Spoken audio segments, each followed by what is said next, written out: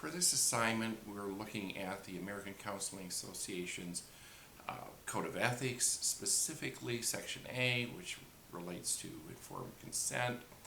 And the assignment was to look at what your particular state has to say in reference to informed consent, and also look at what counselors are doing and what the documents look like.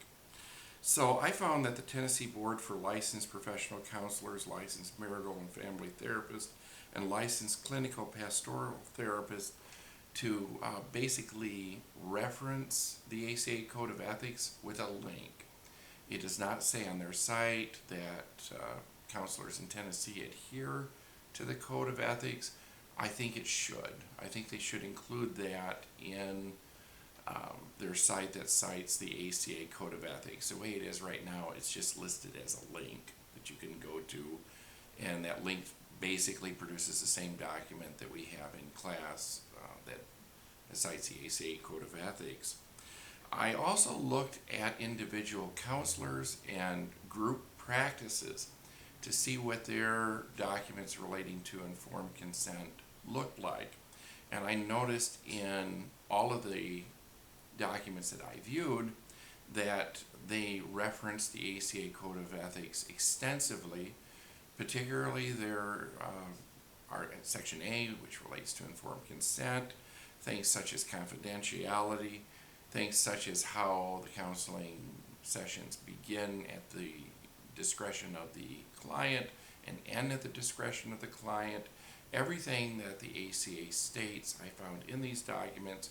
What I found lacking, and I wish I would have saw, was citation of the ACA Code of Ethics, or a simple statement such as this counselor adheres to the American Counseling Association Code of Ethics, which states something to that nature. I think would have been an improvement. I also found an inverse correlation relative to the experience and credentials of the counselor in reference to how large and detailed the documentation pertinent to informed consent was. And I was surprised. I found that, at least in my research, if a counselor was experienced, if a counselor had a private practice, if a counselor had extensive credentials, if a counselor charged more, they tended to have briefer documentation of informed consent. Some of these informed consent documents were extremely brief.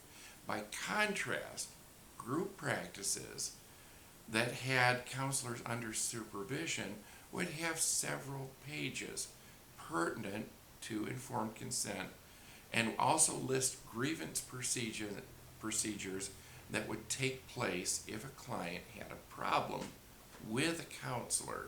And I think citing a grievance procedure in the informed consent documents is a very wise practice. I think the other option a client has is to go right to the licensing board.